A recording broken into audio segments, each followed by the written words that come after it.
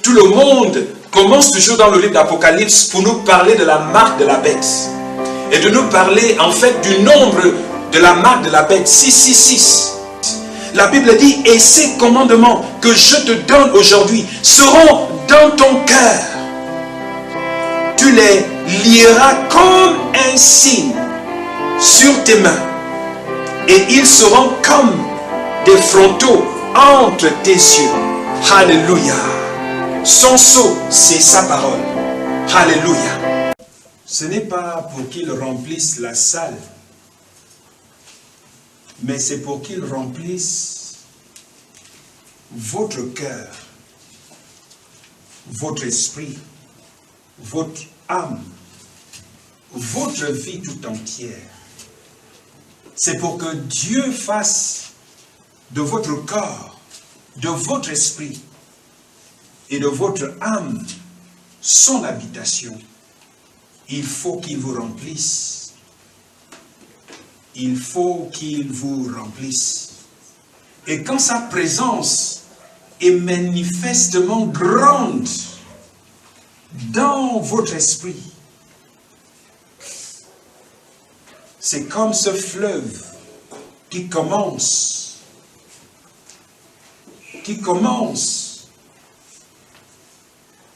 et qui se répand, qui remplit le temple que vous êtes et déborde jusqu'à affecter les autres.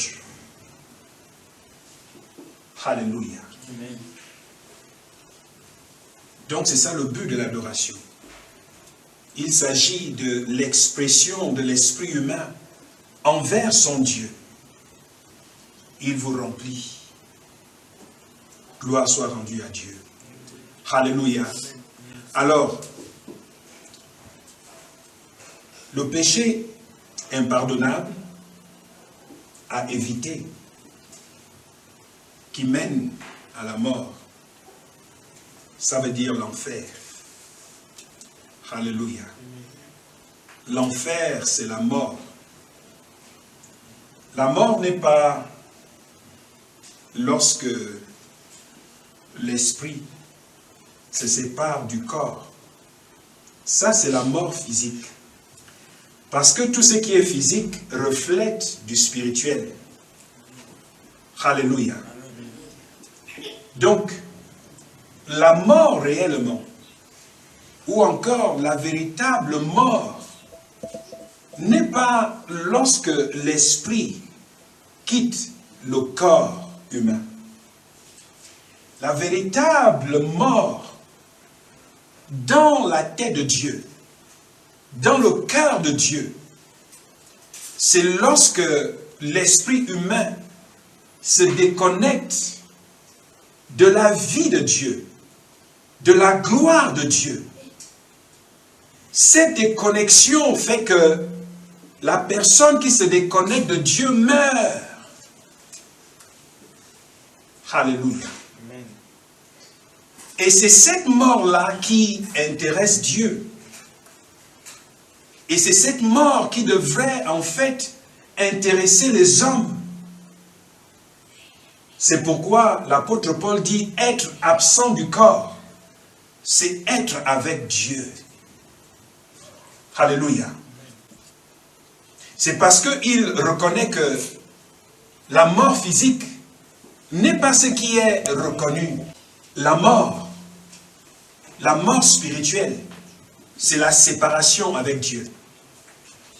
Alors, lorsque nous parlons du péché, et que la Bible nous enseigne qu'il y a un péché qui mène à la mort, nous devons arriver à comprendre qu'il s'agit de la séparation éternelle avec Dieu. Dieu ne veut pas que nous péchions le péché qui mène à la mort. Un péché qui mène à la mort, qui nous sépare de Dieu, est un problème pour celui qui se perd à jamais. Parce que nous sommes dans les temps de la grâce. Alléluia. Et voici le but de cet enseignement. Pour nous emmener à comprendre ce que c'est le péché dans la tête de Dieu. Alléluia. Et de comprendre en fait le péché le plus grave, le péché le plus dangereux que nous ne devons pas en fait faire. Nous ne devons pas le faire. Alléluia. 2 Pierre chapitre 3. Le verset 18.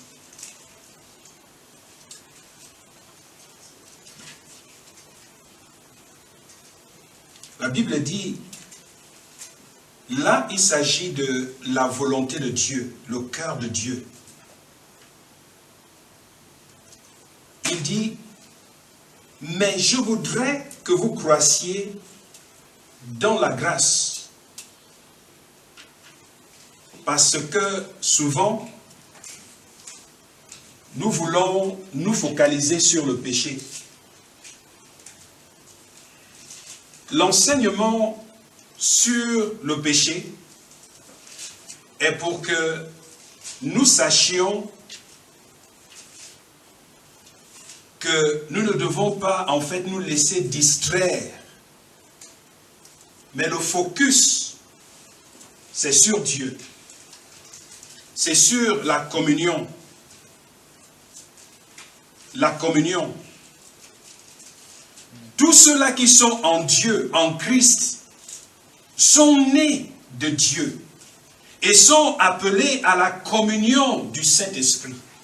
Ça veut dire l'union avec Dieu. Mais en communion avec Dieu, il y a la distraction, le diable qui opère à côté.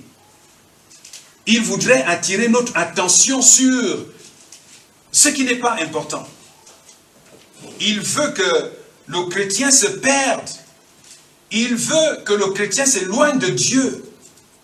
D'où le péché. Mais le focus ici pour l'église de Jésus-Christ, c'est Dieu, c'est de se focaliser sur Dieu.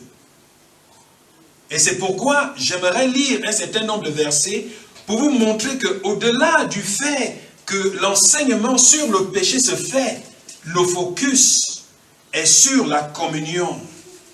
Le culte, alléluia, le culte, nos yeux doivent être fixés sur Christ. Nous devons l'aimer. Nous devons échanger avec lui. Alléluia. C'est pourquoi 2 Pierre chapitre 3, je veux seulement lire le verset 18. Il est écrit, mais croissez dans la grâce. Voici le but de la communion. Le but de la chrétienté, si vous le voulez bien. Le but pour lequel l'assemblée est là, la congrégation. Voici la raison pour laquelle nous devons nous rassembler. La raison pour laquelle le chrétien est appelé à prier, ça veut dire à communier avec son Dieu.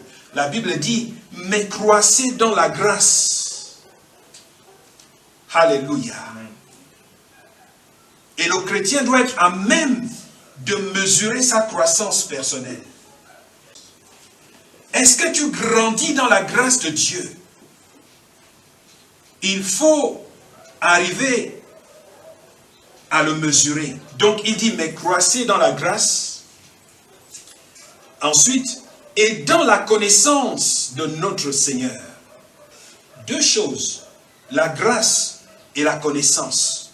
La grâce et la connaissance. Voici la croissance dans laquelle chacun d'entre nous devrait aller. Alléluia. Amen.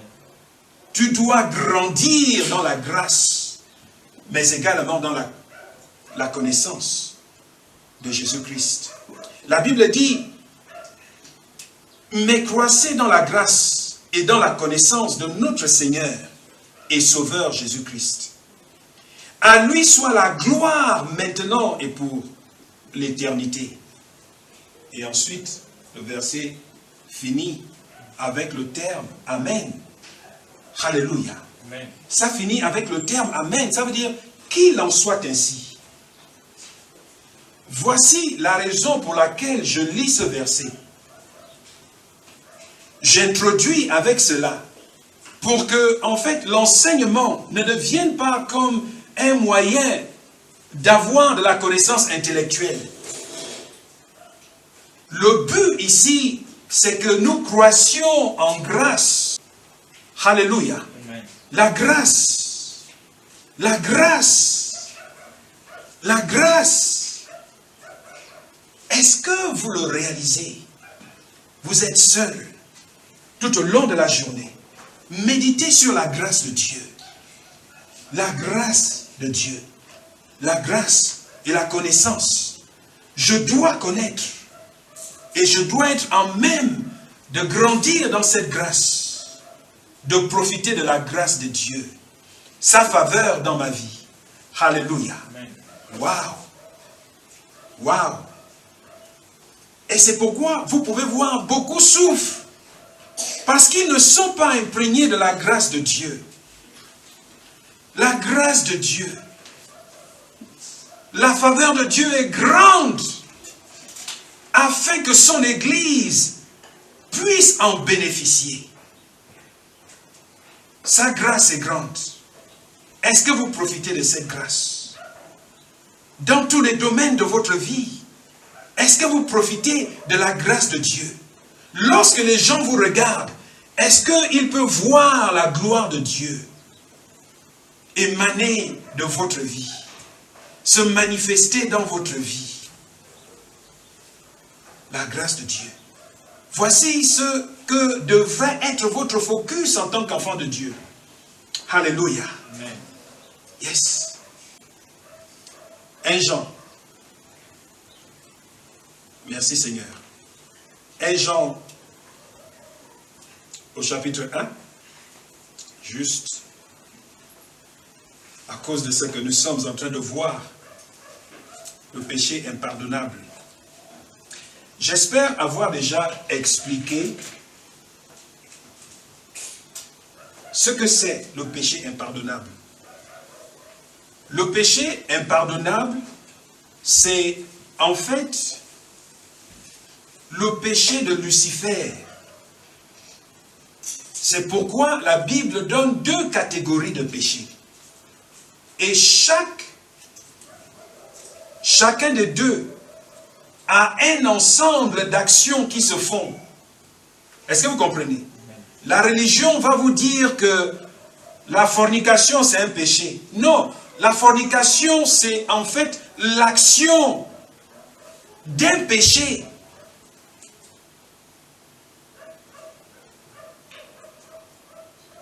Assassiner une personne ou tuer quelqu'un, c'est l'expression de la violation d'un principe. Et cette violation, c'est le péché. Le fait de mentir, ce n'est juste que l'expression de la violation d'un principe qui est le péché. Est-ce que vous comprenez? Mais la Bible nous donne deux catégories.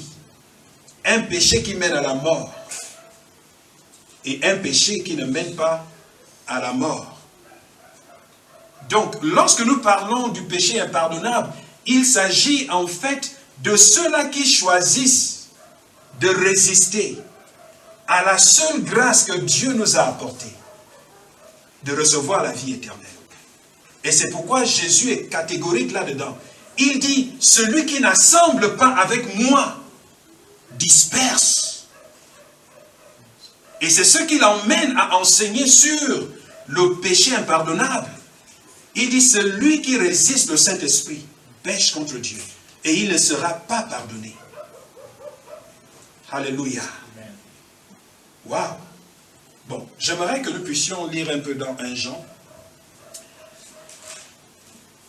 Pour voir un peu les avertissements que donnent en fait les apôtres à l'église. Ils disent à l'assemblée, aux chrétiens, aux enfants du Seigneur, ils leur disent, ne péchez pas ce péché. Est-ce que vous comprenez? Ne péchez pas ce péché. C'est le péché de Lucifer, le péché du diable. Ne péchez pas ce péché. C'est ce que nous allons voir. Alléluia. 1 Jean chapitre 1. Et je veux que nous puissions commencer à partir du verset 5. Oh, gloire. Ce que je suis en train de faire là, c'est de vous aider à voir un peu la vision de Dieu. Alléluia. Donc, il nous enseigne sur le péché, mais il nous demande de nous focaliser sur lui, sur la lumière. Est-ce que vous comprenez? Parce que nous enseignons sur le péché et beaucoup deviennent culpabilisés. Ils vivent dans la culpabilité parce que nous leur montrons combien de fois ils sont mauvais. Vous comprenez? Mais le but de l'évangile, c'est d'apporter la liberté. Une liberté qui t'emmène en fait à grandir encore en Dieu. Parce que plus tu es rempli du Saint-Esprit, moins tu pécheras contre Dieu. Vous comprenez? Voici le secret. Donc, c'est pourquoi je lis 1 Jean à partir du verset 5. Chapitre 1, de 1 Jean, il dit, voici le message. Vous pouvez lire à partir du verset 1. Vous allez voir comment Jean encourage l'assemblée à la communion. Vous comprenez? Il encourage. Voici le message que nous avons entendu de lui. Il s'agit de qui? De Jésus. Alléluia. Voici le message que nous avons entendu de lui et que nous vous annonçons. Dieu est lumière et il n'y a pas de ténèbres en lui. Vous voyez? Si nous disons que nous sommes en communion avec lui, tout en marchant dans les ténèbres, ça veut dire tout en marchant dans le péché. Alléluia. Nous mentons et nous ne mettons pas la vérité en pratique. Si nous nous arrêtons là, vous êtes d'accord avec moi que même après que vous ayez reçu le Seigneur Jésus-Christ, la Bible dit que vous péchez toujours. Alléluia. Amen. Beaucoup de chrétiens n'aiment pas se l'avouer. Ils n'aiment pas parler de cela. Soyons clairs. La Bible dit, voici le message que nous avons entendu de lui et que nous vous annonçons. Ça, c'est Jean qui enseigne l'assemblée. Il dit, ce que Jésus nous a appris, c'est ce que nous vous enseignons aujourd'hui. Ensuite, il dit, Dieu est lumière et il n'y a pas de ténèbres en lui.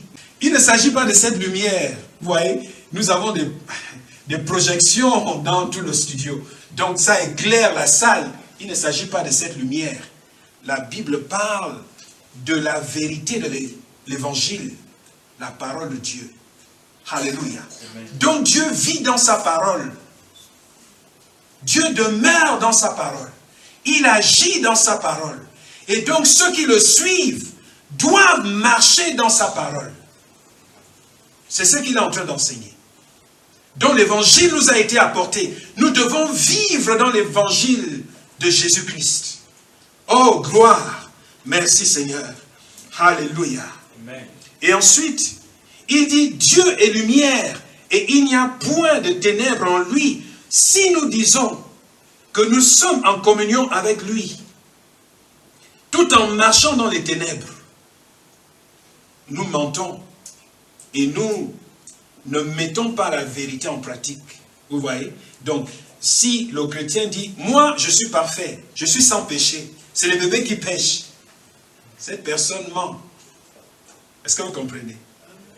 En d'autres termes, cette personne, quelle qu'elle soit, que ce soit un pasteur, un prophète, un évangéliste, peu importe, cette personne ne marche pas dans la vérité de l'évangile. C'est ce que Jean est en train de dire. Alléluia. Maintenant, est-ce que Jean est en train de nous emmener à nous culpabiliser? Non. Non. Lisons jusqu'à la fin. Gloire. Verset 7. Il dit, mais si nous marchons dans la lumière, tout comme Dieu lui-même est dans la lumière, nous sommes en communion les uns avec les autres. Et le sang de Jésus-Christ, son Fils, nous purifie de tout péché. Alléluia. Wow. Il dit, si nous marchons dans la vérité de l'évangile, le fait que nous recevons la parole de Dieu, le fait que nous méditions sur la parole de Dieu au jour le jour, nous sommes automatiquement, vous voyez, purifiés. C'est ce qu'il est en train de dire. Alléluia. Amen. Nous sommes automatiquement, donc la parole de Dieu, la lumière, nous purifie. Elle nous lave. La parole de Dieu nous lave. Elle nous lave. Elle nous éclaire. Alléluia. Waouh. La solution donc, c'est de faire quoi? C'est de rechercher en fait à marcher dans la parole de Dieu. Alléluia. Waouh. Nous devons donc marcher dans la lumière. Voici la solution. Gloire à Dieu. Merci Seigneur. Alléluia. Amen. Qui est pour la parole de Dieu dans cette salle? Vous voyez? Voici en fait le premier élément qui nous purifie. Même avant que vous ne priez, la parole de Dieu déjà en vous vous purifie. Elle vous lave. Elle vous sanctifie. Alléluia. Amen. Merci Seigneur. Le verset 8. J'aimerais que nous puissions regarder le verset 8. Là, nous avons vu le contexte, n'est-ce pas? Vous pouvez voir très clairement comment Dieu, en fait, est en train de nous montrer que nous devons nous focaliser en marchant dans la lumière. Il nous présente, en fait, le focus. Et maintenant, là, le verset 8, la Bible dit, si nous disons que nous n'avons pas de péché, nous nous trompons nous-mêmes.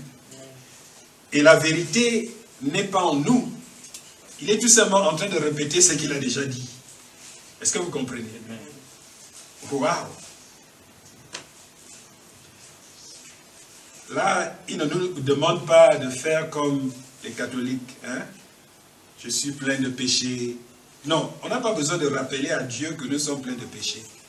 Dieu sait déjà. Alléluia. Amen. Il sait déjà. La Bible dit, si nous disons que nous n'avons pas de péché, nous nous trompons nous-mêmes. Et la vérité n'est pas en nous. Verset 9. Si nous reconnaissons nos péchés, il est fidèle et juste pour nous les pardonner et pour nous purifier de tout mal. Vous voyez? J'aimerais que nous revenions à la première partie du verset 9. La Bible dit, si nous reconnaissons, vous voyez, si nous reconnaissons, le terme reconnaître ici veut dire, tu as encore cette grâce de voir que tu as trébuché. Et quand tu vois que tu as trébuché, la volonté parfaite de Dieu est que tu agisses immédiatement. Vous comprenez? Ça, c'est la marche en Christ. Si tu trébuches, même si tu étais conscient que tu es sur le point de critiquer quelqu'un, et tu critiques la personne, si tu as le Saint-Esprit en toi, il va mettre en toi cette possibilité de te sentir mal. Est-ce que vous comprenez? Tu vas tellement te sentir mal en réalisant que tu as fait quelque chose qui va à l'encontre de la nature dans laquelle tu es né. La Bible dit, celui qui est en Christ est une nouvelle créature. Vous voyez? Donc, si tu violes, tu vas à l'encontre de la vie de Christ en toi. La Bible dit en toi, une voix s'écrie Abba Père. Donc, tu es plongé vers le Père. Tu te sentiras mal. Alléluia. Là, ce n'est pas 1 plus 1. Dans le sens que tu te dis, ok, la Bible dit, si je pêche, je dois demander pardon. Donc, j'ai péché, je viens maintenant. Non. Il faudrait que, dans ton esprit, dans ton cœur, que tu ressentes, en fait, cette culpabilité. Et c'est cela qui t'emmène à la repentance. Alléluia. Et quand tu demandes pardon, il se passera quelque chose dans ton esprit. Dieu va te guérir. Il va te restaurer. Et il va te dire, mon fils, ma fille, lève-toi et continue. Voici la marche en Christ. C'est pour vous dire que le focus, ce n'est pas le péché. Le focus, c'est la communion. Vous comprenez? Bien sûr, certains qui vous ont vu commettre ce péché seront là pour vous accuser. Parce que le diable va parler en eux pour dire, frère, tu vis dans la chair, tu es mauvais. Toutes ces choses. Mais ils ne savent pas que vous avez demandé pardon. Vous avez pleuré. Dieu vous a restauré. Vous comprenez? Gloire. Merci Seigneur. Alors, il dit, le verset 8, si nous disons que nous n'avons pas de péché, nous nous trompons nous-mêmes, et la vérité n'est pas en nous. Si nous reconnaissons nos péchés, il est fidèle et juste pour nous les pardonner. Vous voyez? Donc, vous n'avez même plus besoin de quémander. Parce que, est-ce que vous savez qu'il est trop tard pour Dieu de ne pas vous pardonner? C'est trop tard. Il est obligé de vous pardonner. Parce que lui-même, il ne va pas à l'encontre de sa parole. Ce qu'il dit, sa main l'accomplit. Donc, il a dit, si tu t'approches de lui et tu lui demandes quoi que ce soit, selon sa volonté, ça veut dire selon son évangile, il va te l'accorder. Il n'a pas de choix, à condition que tu sois sincère. Alléluia. Voici la seule condition. Si ton cœur l'exprime, il va te restaurer. Alléluia. Waouh. Waouh. Nous servons un Dieu d'amour. Verset 10. La Bible dit, si nous disons que nous n'avons pas péché, nous faisons de Dieu un menteur. Et sa parole n'est pas en nous. Alléluia. Amen. Combien d'hommes de Dieu le déclarent sur l'estrade qu'ils ne pêchent pas. Mais ce sont les bébés qui pêchent. Donc ce sont les bébés qui pêchent. Mais la Bible dit que si quelqu'un dit qu'il est sans péché, c'est menteur. Alléluia. Waouh. Waouh. Romains chapitre 3. Juste pour vous montrer autre chose. Et je voudrais tout simplement lire deux versets. Le verset 23. La Bible dit, waouh, waouh. La Bible dit, car tous ont péché. Vous voyez? Tous. Est-ce qu'il dit certains? Il dit tous ont péché. Car tous ont péché. Et sont privés de la gloire de Dieu. Alléluia. Amen. Le verset 24. Ce que nous sommes en train de dire. Que bien qu'en enseignant sur le péché, Dieu nous enseigne à nous focaliser sur lui. Vous comprenez? C'est pourquoi il ne finit pas la phrase. Mais il dit, et ils sont gratuitement justifiés par sa grâce, par le moyen de la rédemption qui est en Jésus-Christ. Attention, ce verset a un danger quelque part. À cause du terme « et ». Est-ce que vous comprenez? Le terme « et », le début du verset 24. Il y en a qui croient ici que la Bible dit « tous ont péché et sont privés de la gloire de Dieu » et ensuite ils sont justifiés. Non, non, non, non, non, non, non, non. La Bible nous montre ici, les traductions en fait originelles, nous expliquent ici que bien que tous aient péché, ceux-là qui choisissent de venir à Jésus sont justifiés. Est-ce que vous voyez la différence? Tous ont péché.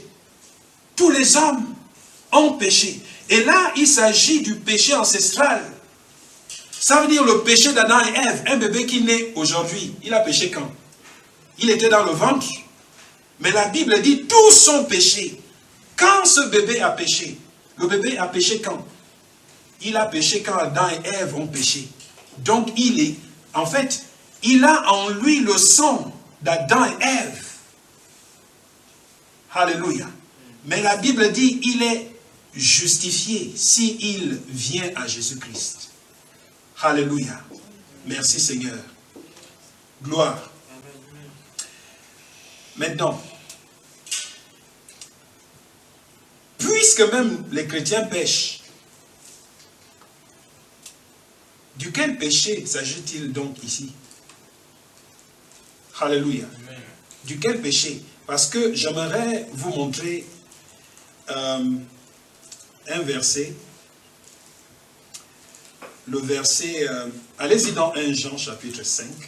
Pourquoi je lis ce passage? C'est pour en fait établir le contexte de ce que je suis sur le point de dire. Alléluia. La Bible nous montre ici qu'il y a deux groupes dans le monde. Il y a le groupe de ceux-là qui ont épousé l'évangile de Jésus-Christ. Et ils sont nés en Jésus-Christ. Donc ils sont en Dieu. Est-ce que vous comprenez? Ce groupe n'a pas résisté au Saint-Esprit. Ce groupe n'a pas œuvré contre le Saint-Esprit. Ce groupe est en Christ. Donc le groupe est dans le camp de Dieu. Ils assemblent avec Jésus-Christ. Alléluia. Et ensuite, il y a un autre groupe. Ce groupe-là est constitué de tous ceux-là qui combattent l'Église, qui combattent le message de l'Évangile, de près ou de loin. Alléluia. Donc, une personne qui doute, une personne, en fait, qui raisonne l'Évangile, une personne qui combat, qui décourage les autres, ou encore qui accepte d'être soit un sataniste, ou bien il n'œuvre pas tout simplement pour Dieu. Cette personne résiste l'Évangile. Alléluia. Donc, ça c'est un autre groupe. Deux groupes dans le monde. Ceux-là qui sont en Dieu et ceux-là qui ne sont pas en Dieu. Même si la personne est gentille. Alléluia. J'aime toujours prendre l'exemple de ceux-là qui ont les ONG, ils ont de l'argent, et en fait, ils font de bonnes choses, mais ils sont contre l'Église. Est-ce que vous comprenez? Donc, ils ne sont pas toujours dans le camp de Dieu, bien qu'étant gentils. C'est pourquoi je veux lire le verset 16. Regardez le verset 16 attentivement. La Bible dit, si quelqu'un voit son frère, la Bible ne dit pas de surveiller les gens. Ne les surveillez pas. Hein? N'allez pas dire, ah, je suis en train de voir tel frère. Il est en train de prendre le taxi. Je dois le suivre. C'est un homme marié, je dois le suivre. Non, ce n'est pas ce qu'il est en train de dire. Il dit si. Il y a le mot si. Est-ce que vous comprenez? Si. Ce n'est pas une instruction de dire, cherchez à découvrir ce qu'ils font. Parce qu'il y en a dans des églises qui sont des détectives qui doivent découvrir. Mais ce n'est pas ce que l'homme de Dieu est en train de dire ici. Il dit, si il arrive qu'une personne voit son frère, est-ce que vous voyez? Voit son frère dans un péché qui mène, en fait, qui ne mène point à la mort. Donc, si tu vois ton frère commettre un péché qui ne mène point à la mort, j'aimerais attirer votre attention sur cette phrase. Un péché qui ne mène pas à la mort, ça veut dire un péché qui ne vous déconnecte pas de Dieu. Comme nous avons vu au départ. Est-ce que vous comprenez? La Bible dit qu'il prie. Vous voyez, ça c'est le rôle qu'il nous donne. Il dit, si tu entends que telle sœur a péché, la Bible veut que tu pries, tu intercèdes. Pourquoi? Parce que nous nous aimons. Alléluia. Amen.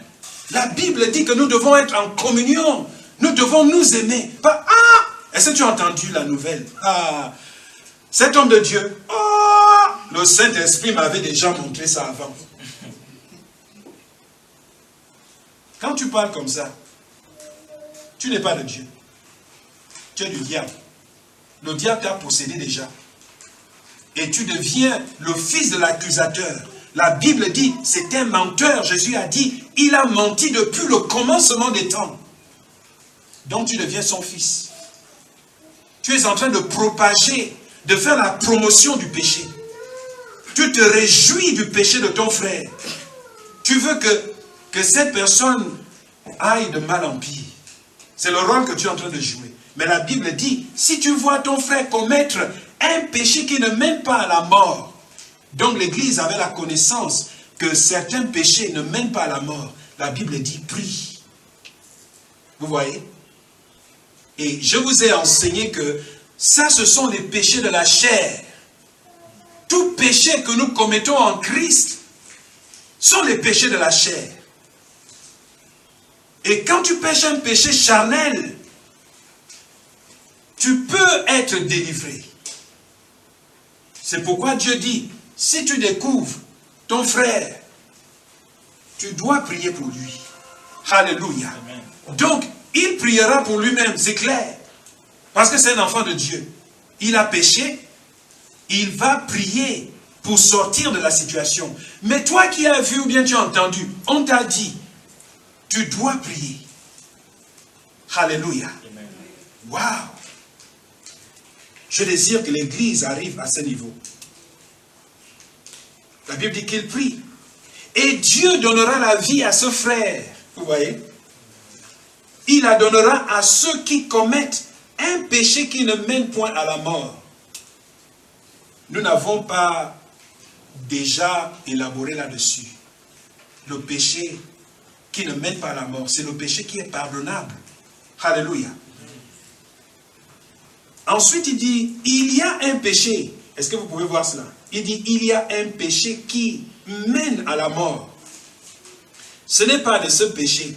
Ce n'est pas pour ce péché-là que je dis de prier. Vous voyez? Oh, gloire. Gloire. Waouh. Verset 17. Bien sûr, toute iniquité est péché.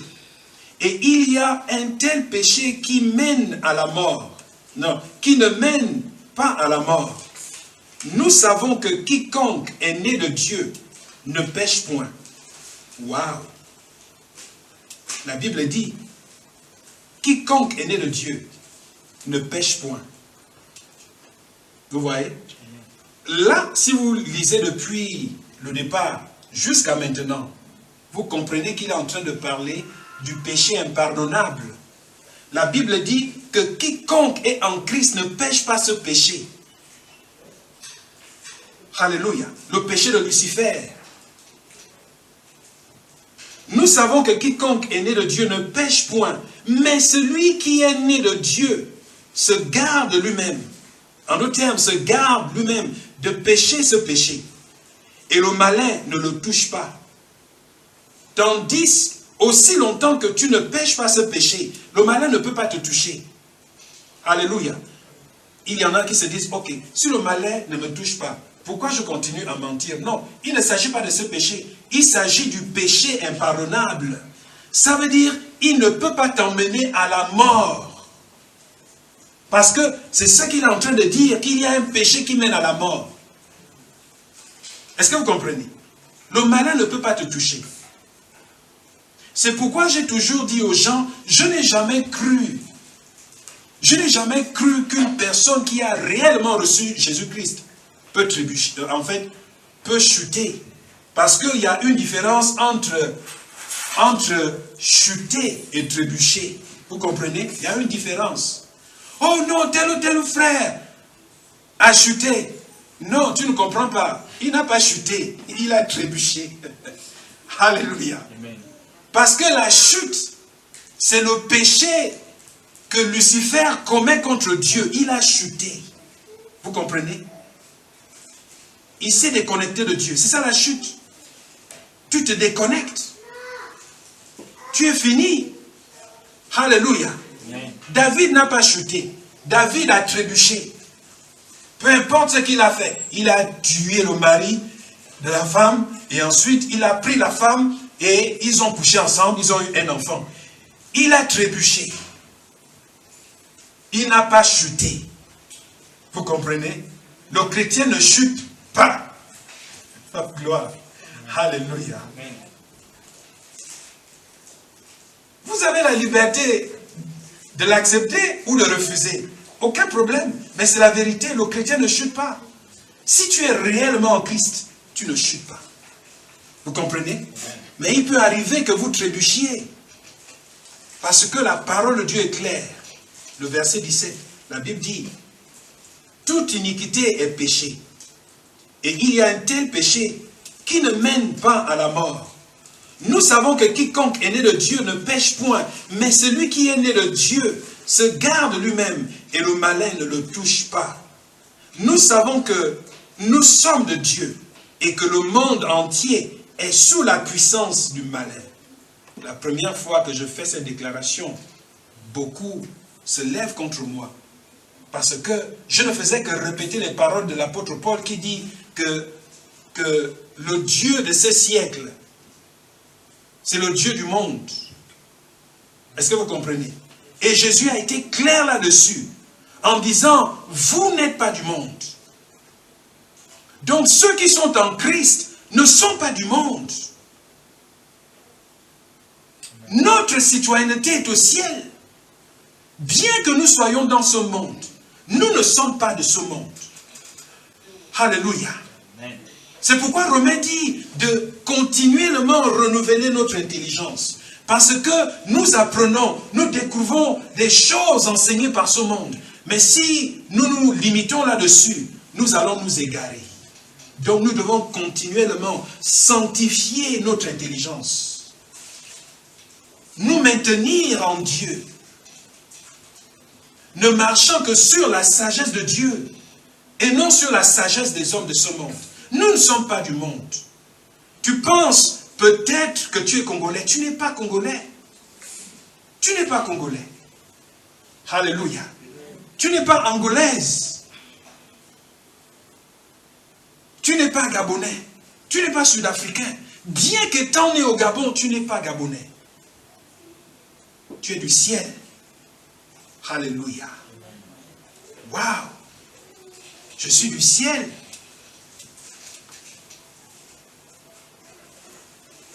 Il y en a qui disent, mais ok, si je suis du ciel, pourquoi Jésus est-il maintenant fils de l'homme? Vous ne comprenez pas. Il est fils de l'homme parce qu'il est né d'un homme. Est-ce que vous comprenez? Il est né de Marie. Mais il était fils de Dieu. Comme il est fils de Dieu. Oh, merci Seigneur. Amen. Alléluia. Matthieu chapitre 12. Nous avons vu ce que Jean dit, n'est-ce pas? Du péché impardonnable. Le péché impardonnable, c'est le péché contre le Saint-Esprit. Et il dit à l'Église de ne pas pécher ce péché. Maintenant, qu'est-ce que Jésus nous dit? Parce que Jean dit que nous vous enseignons ces choses parce que nous les avons entendues de Jésus. Et voici ce que Jésus est en train de nous dire. Matthieu chapitre 12, le verset 14. Alléluia. Dites, j'aime la parole de Dieu. J'aime ma Bible. Alléluia. Waouh. La Bible dit, et la vérité vous affranchira. Quelle vérité? La parole de Dieu. Donc, plus tu investis la parole de Dieu dans ta vie, plus tu seras affranchi de tout ce qui s'exerce sur la chair, le corps. Vous comprenez? Le diable utilise le corps dans lequel vous fonctionnez. C'est cette chair-là qu'il utilise pour essayer de vous égarer. C'est pourquoi la parole de Dieu veut que vous puissiez investir sa parole en vous, afin d'avoir la domination sur votre chair. Parce que c'est votre ennemi de tous les jours. Votre ennemi de tous les jours. Gloire à Dieu. Donc, vous entendez la parole de Dieu comme ça, allez vous asseoir chez vous et reméditez. Faites en sorte que chaque parole trouve racine dans votre système, dans votre vie, et vous verrez le miracle de l'Éternel. Alléluia. Amen. Merci Seigneur. Amen. Matthieu 12, je vais lire le verset 30. La Bible dit, celui qui n'est pas avec moi, ça c'est Jésus. Quand vous lisez à partir du verset 1, Vous pouvez voir comment les pharisiens s'opposent à lui. Ils sont dans l'assemblée, ils viennent. Des milliers de personnes viennent. Et ils s'y infiltrent. Ils s'infiltrent là. Et ensuite, ils viennent pour essayer de frustrer le travail que fait le Saint-Esprit. Et Jésus est frustré dans son esprit. Et il commence à leur dire que vous pouvez m'insulter. Vous pouvez me maltraiter. Mais ne résistez pas au Saint-Esprit. Car quiconque résiste le Saint-Esprit ne sera pas pardonné. Est-ce que vous comprenez? C'est ce que je vais lire. Verset 30. Il dit, « Celui qui n'est pas avec moi est contre moi. » Vous voyez, c'est clair. Donc, que tu sois gentil ou pas, si tu n'es pas en Christ, tu es contre Christ. Et celui qui ne rassemble pas avec moi disperse. Il s'adresse à la foule. C'est un message à l'endroit de tous ceux-là qui sont dans la foule, qui essayent d'égarer les brebis du Seigneur. C'est ce que Jésus leur dit. Verset 31. Il dit, c'est pourquoi je vous le dis, tout péché ou tout blasphème sera pardonné aux hommes. Oh, là il nous révèle qu'il y a un péché pardonnable. Est-ce que vous comprenez? Mais le péché ou le blasphème contre l'esprit ne leur sera pas pardonné. Waouh! Et là, ça ne sert à rien de spiritualiser. Ça veut tout simplement dire que ceux-là qui résistent l'œuvre du Saint-Esprit, parce que le Saint-Esprit agit à travers Jésus. Jésus enseigne et il révèle la bonne nouvelle. Que tous ceux-là qui ont faim et soif de la justice de Dieu peuvent venir à Christ et recevoir la vie éternelle. Mais il y en a qui résistent. C'est pourquoi il dit que tout péché, tout blasphème sera pardonné aux hommes. Mais le péché contre l'Esprit de Dieu ne leur sera pas pardonné. Celui qui parlera contre le Fils de l'homme, cela lui sera pardonné. Mais celui qui va dire des choses contre le Saint-Esprit ou son œuvre, le pardon ne lui sera accordé ni dans le monde actuel, ni dans le monde à venir. Alléluia. Waouh. Waouh. Waouh. Descendez au verset 36. La Bible dit, là c'est Jésus toujours, il dit, je vous le dis, le jour du jugement, les hommes rendront compte de toute déclaration. Vous voyez? Toute parole, dite en secret, dite en public, tout ce que vous avez déclaré. Jésus dit, les hommes rendront compte de toute parole. Et il qualifie ces paroles, il dit, toute parole inutile. Vous comprenez? Toute parole inutile. Tu vas rendre compte de ces paroles.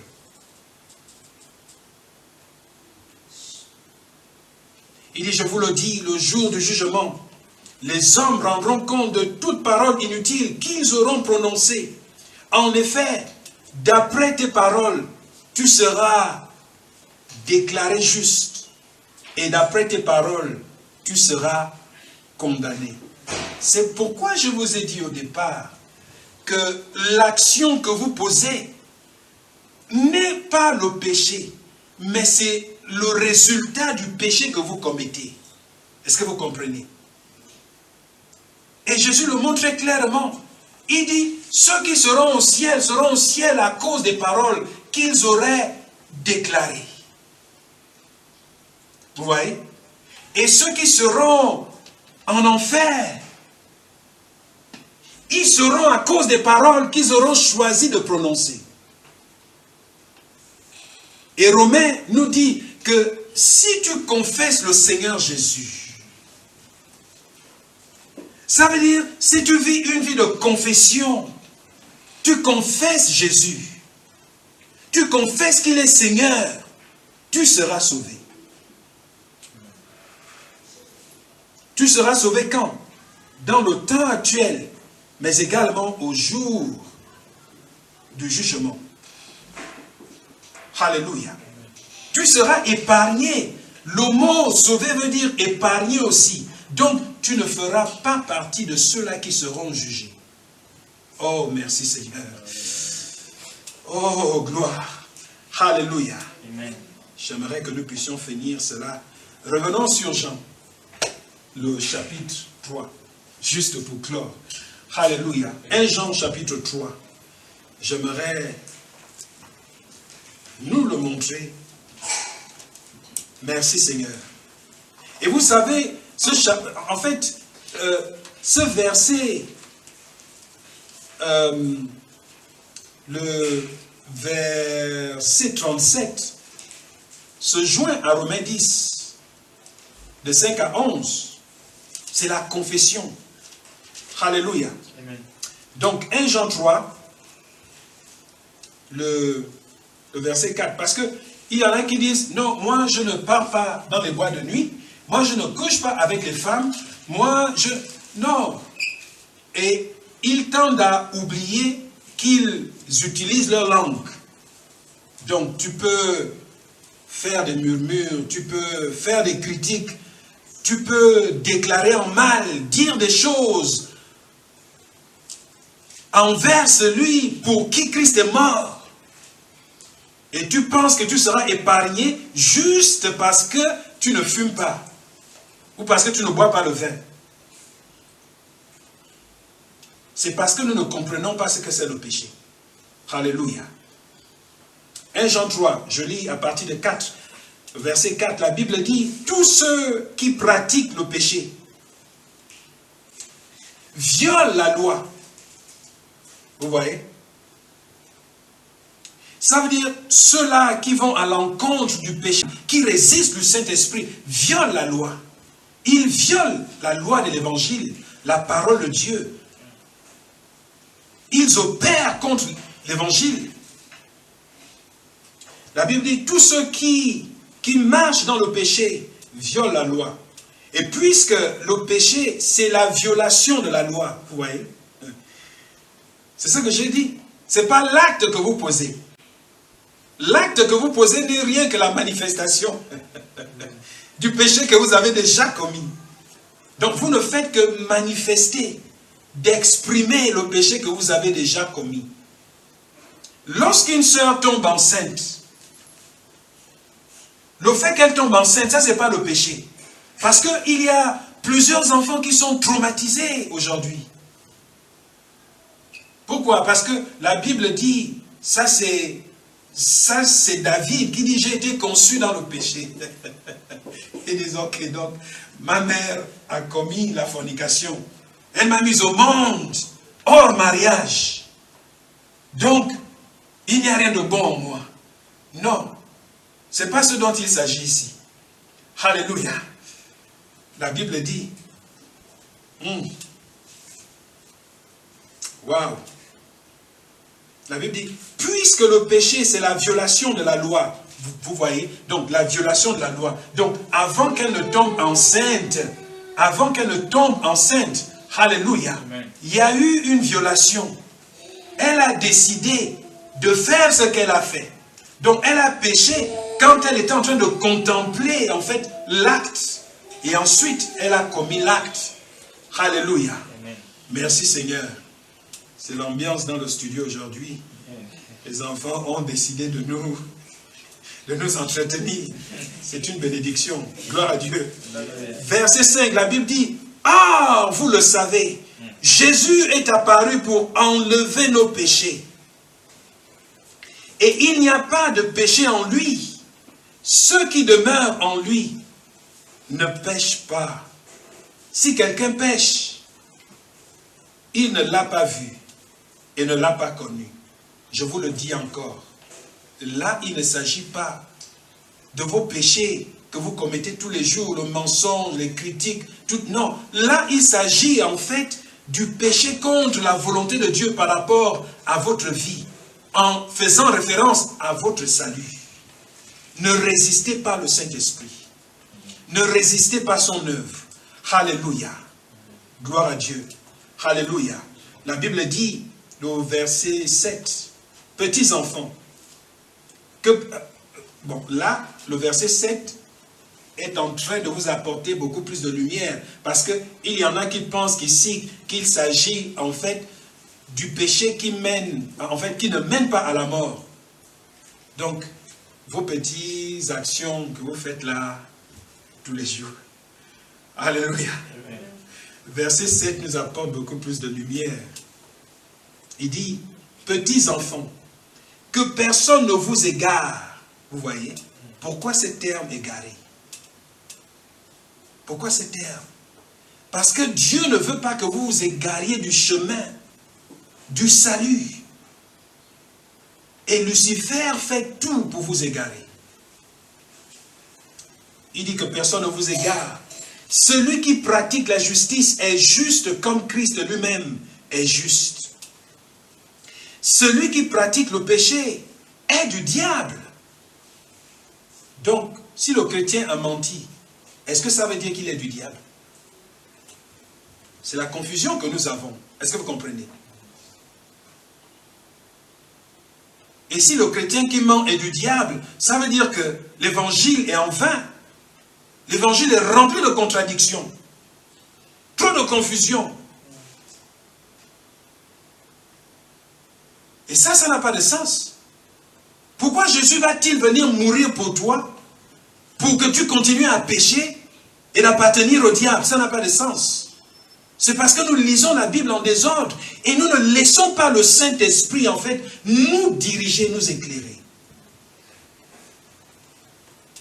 Oh, merci Seigneur pour ta lumière. Verset 8, la Bible dit, celui qui pratique le péché est du diable, car le diable pêche dès le commencement. Jean 8, vous pouvez lire le verset 44. Parce que les Juifs sont en train de résister Jésus. Ils sont tellement nombreux. Jésus essaye de leur montrer le chemin du salut.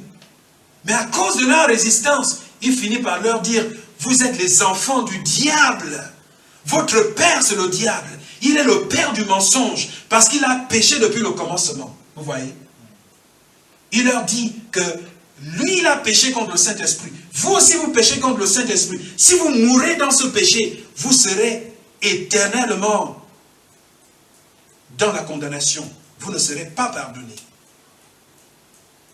Jésus est en train de leur dire qu'il y a un péché qui mène à la mort. Vous ne devez pas mourir dans ce péché. Waouh.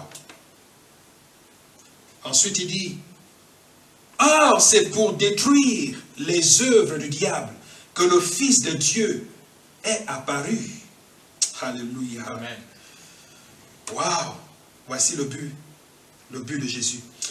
Et quiconque est né de Dieu, verset 9, quiconque est né de Dieu ne pratique pas le péché, parce que la sémence de Dieu demeure en lui. Et il ne peut pas pécher, parce qu'il est né de Dieu. Donc, si vous lisez ça intellectuellement, vous allez finir par comprendre qu'il y a trop de contradictions là-dedans. À un moment, on nous dit, celui qui est en Dieu ne pêche pas. Après, celui qui est en Dieu pêche. Parce que s'il dit qu'il ne pêche pas, c'est un menteur. Vous comprenez? Non, il y a deux types de péchés ici. Il y a le péché qui mène à la mort, qui est le péché contre le Saint-Esprit. Et c'est de ce péché dont il s'agit ici. Alléluia. Verset 9, nous concluons. La Bible dit, quiconque est né de Dieu ne pratique pas le péché. À cause du fait que la semence de Dieu, la semence de l'évangile demeure en lui. Et il ne peut pas pécher parce qu'il est né de Dieu. C'est à cela que l'on reconnaît les enfants de Dieu. Voilà. Lisons ça maintenant. Oh, là c'est la célébration. Merci Seigneur. Verset 10. La Bible dit, c'est à cela que l'on reconnaît les enfants de Dieu et les enfants du diable. Celui qui ne pratique pas la justice, ça veut dire celui qui va à l'encontre de l'évangile, n'est pas de Dieu. Tout comme celui qui n'aime pas son frère. Alléluia. Verset 11. En effet, le message qui vous a été annoncé est que vous avez entendu dès le commencement, c'est que nous devons nous aimer les uns les autres. Alléluia. Nous devons nous aimer les uns les autres. La question que nous devons nous poser ici, c'est qu'est-ce que l'amour a à voir avec le péché impardonnable? Alléluia. Amen. Il y a un lien. C'est ce qu'on vous a déjà dit. Jésus a dit que je vous laisse un commandement. Et celui qui nous laisse ce commandement est celui-là qui est venu accomplir la loi. Il n'a pas aboli la loi, mais il a résumé la loi dans un seul principe. Le principe de l'amour. Il a dit, aimez-vous les uns les autres, comme je vous ai aimé. Alléluia. Amen. Voici en fait le principe qui régit l'Église, le corps de Christ, l'assemblée de Jésus-Christ, la congrégation de Jésus-Christ. Il dit, aimez-vous les uns les autres. C'est ce qu'il dit ici. C'est que nous devons nous aimer les uns les autres. Alléluia. Parce que quand nous nous aimons, nous n'allons pas commettre en fait le péché qui ne mène point à la mort. Parce que déjà nous sommes épargnés de ce péché qui mène à la mort. Nous n'avons pas résisté le Saint-Esprit. C'est pourquoi nous sommes en Christ. Vous comprenez?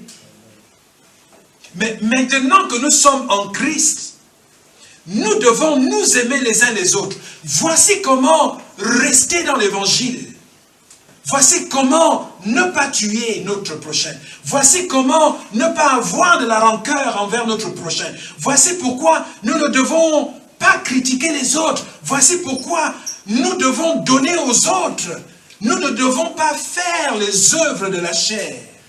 Parce que les œuvres de la chair sont les péchés. Les œuvres de la chair nous emmènent à pécher. Les péchés de la chair. Galates 5. Alléluia. Amen. Donc, tout ce qui nous emmène à pécher en Christ, c'est la domination de la chair sur nous. L'esprit ne domine pas, mais la chair nous domine. Parce que nous sommes remplis de la chair, nous péchons bien qu'en étant en Christ. C'est pourquoi nous devons grandir en Dieu, grandir en grâce, grandir en connaissance. Quand nous sommes ignorants, nous ferons plusieurs de ces choses sans savoir. Beaucoup d'entre nous, nous critiquons sans savoir que nous sommes en train de critiquer. Nous tuons les autres sans savoir que nous sommes en train de tuer les autres. Combien de frères et de sœurs en Christ ont tué les autres, ont tué la foi des autres? Beaucoup, en fait, ont chuté aujourd'hui à cause de plusieurs frères. Alléluia. Je me rappelle lorsque j'étais encore un peu plus jeune. J'étais à Béthanie. Ce qui devait me faire chuter, je le dis toujours aux gens, si je devais chuter un jour dans ma vie, c'est à cause de plusieurs frères en Christ et de sœurs en Christ.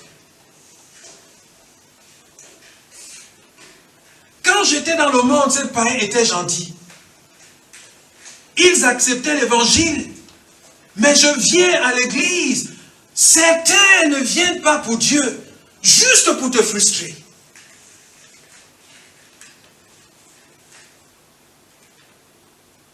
Et beaucoup le font. Des agents du diable. Des charnels dans la maison de Dieu. Qui ne s'intéressent pas à la parole de Dieu, mais qui veulent la chute des autres.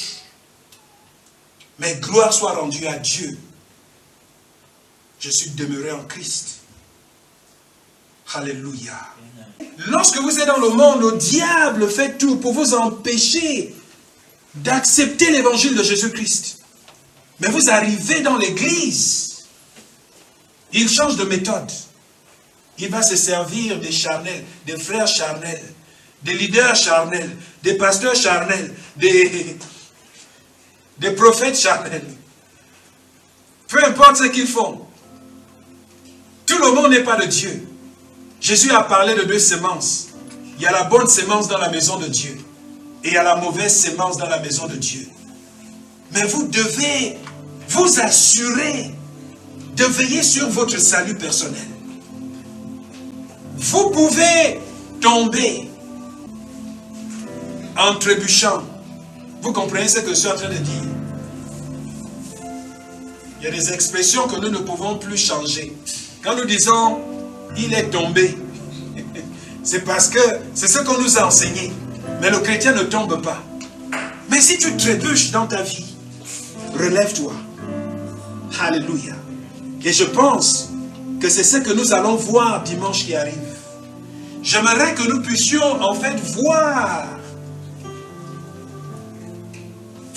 comment se relever. Peut-être qu'une habitude, un péché te ronge depuis des années. Tu as prié, tu as sémé tu as sémé les semences. On t'a imposé les mains. Tu as tout fait. Mais tu continues à le faire. Dimanche qui arrive, la présence de Dieu sera tellement dans cette salle que les chaînes vont briser. Les montagnes vont tomber. Les portes vont s'ouvrir. Tous ces démons qui vous trompent vous laisseront ce jour. Levez vos mains au ciel et remerciez le Seigneur. Si tu es en Christ, remercie le Seigneur. Remercie-le. Et si tu n'es pas en Christ, je veux que tu prépares ton cœur. Parce que nous allons faire en sorte aujourd'hui que tu rencontres le Seigneur de façon officielle, que tu le reçoives. Que tu le reçoives. Et avant que nous qui sommes en Christ, que nous prions, j'aimerais inviter tous ceux-là qui ne sont pas en Christ. Que tu sois en ligne, que tu sois dans cette salle. Je veux que tu lèves tes mains.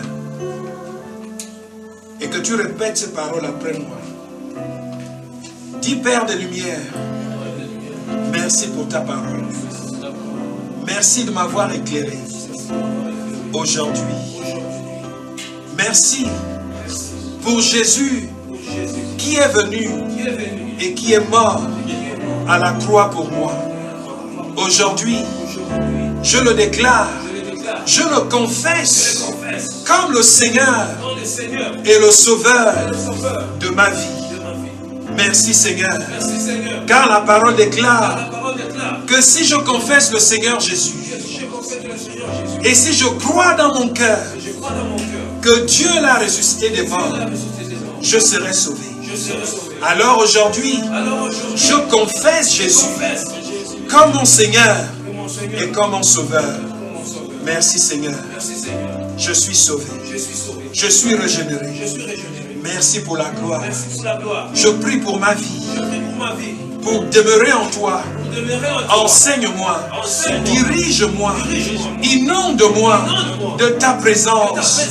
Éclaire-moi. Ouvre mes yeux afin de voir de mieux en mieux le chemin que tu as tracé pour ma vie aujourd'hui et pour l'éternité. Au nom de Jésus-Christ de Nazareth. Alléluia.